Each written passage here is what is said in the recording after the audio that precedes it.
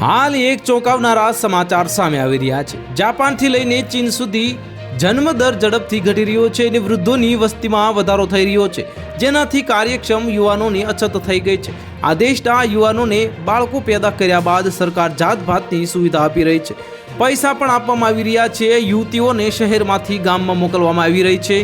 પરંતુ રશિયાના એક પ્રાંતમાં પોતાના નાગરિકોને એક અનોખી ઓફર આપી છે।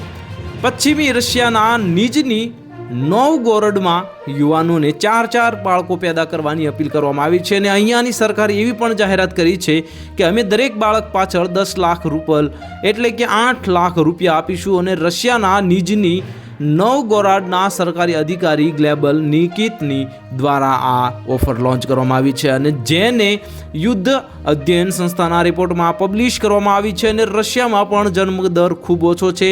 અહીંયાનો જન્મદર પ્રતિ મહિલા 1.5 બાળકોનો છે અને સરકારનું માનવું છે કે આ ખૂબ ઓછો દર છે।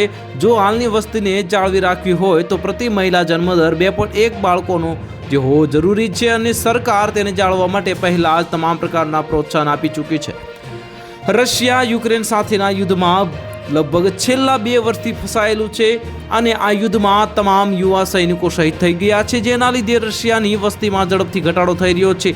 રિપોર્ટ અનુસાર રશિયાની વસ્તી સપ્ટેમ્બર 2024માં છેલ્લા 25 વર્ષોમાં સૌથી નીચેના સ્તરે પહોંચી ગઈ છે અને આ જોઈ તેની સરકાર ટેન્શનમાં આવી ગઈ છે। તો હાલ માટે આટલું જ, મળીશું નવી અપડેટ સાથે। જો તમને અમારા વિડીયો પસંદ આવતા હોય તો વિડીયોને લાઇક કરી દેજો, ચેનલને સબસ્ક્રાઇબ કરી બાજુમાં આવેલા બેલ આઇકનને દબાવી દો, જેથી તમને આવા સમાચારની અપડેટ મળતી રહે।